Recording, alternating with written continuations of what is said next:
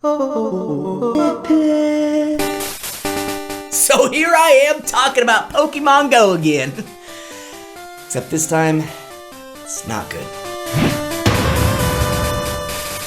It's no secret that Pokemon Go has been taking the world by storm since release. Many have always dreamed of becoming real-life Pokemon trainers, and Go is currently the easiest way to do that.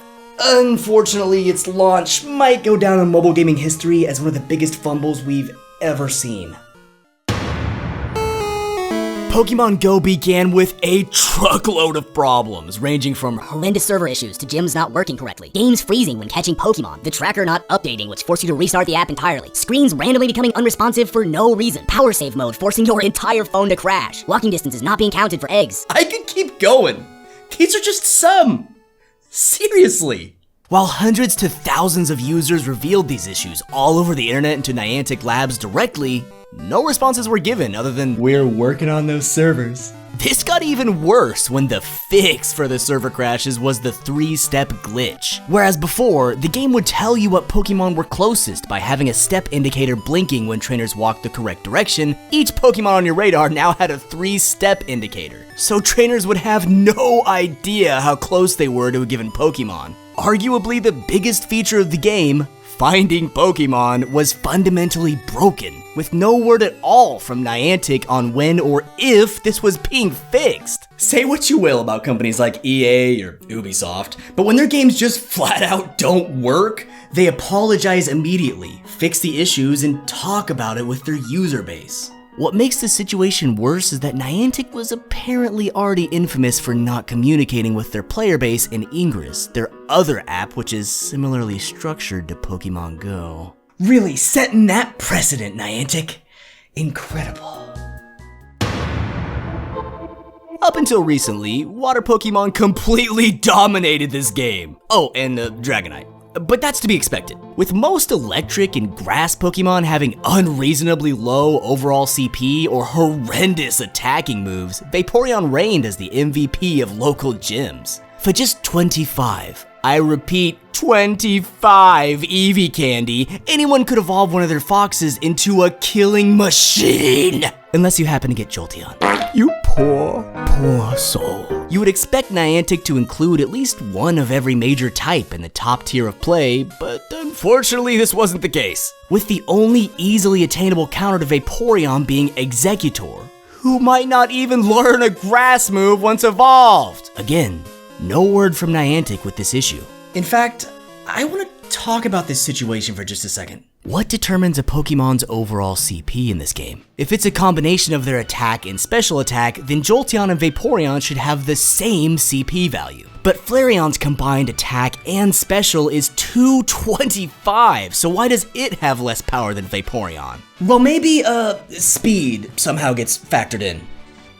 Nope. If we include the speed stat in our calculations, Jolteon becomes a staggering 305, Flareon at 290, and Vaporeon sits at a rather low 240. Okay, so from these calculations I've concluded that Niantic doesn't give a fuck! And why does it cost so much to evolve certain Pokemon? Execute and Slowpoke only cost 50 to evolve, while double evolution Pokemon like Bulbasaur, Nidoran, Oddish, and Bellsprout cost 25 for their second form and 100 for the third. And then they end up sucking anyways. Don't even get me started on 400? 400 for a Magikarp! I'm out! I am fucking out! Oh, only 25 for Eevee, huh? Okay. Are you kidding me? Oh, and gyms are boring. They can't be held in any sort of fashion for long, and trainers get next to no benefits for keeping and battling them. To top off this poop sandwich comes the updates. Instead of taking time to fix issues such as the 3-step glitch and power save mode apparently overheating people's iPhones, they were tossed entirely. Pokemon Go now only shows you what's nearby, without letting trainers click on any specific Pokemon for individual tracking. Then to dig that grave just a little deeper, now that Pokemon are basically untrackable, fan-created websites and apps such as the popular Pokevision that helped actually find the creatures were shut down by Niantic. So, you can't even locate Pokemon now.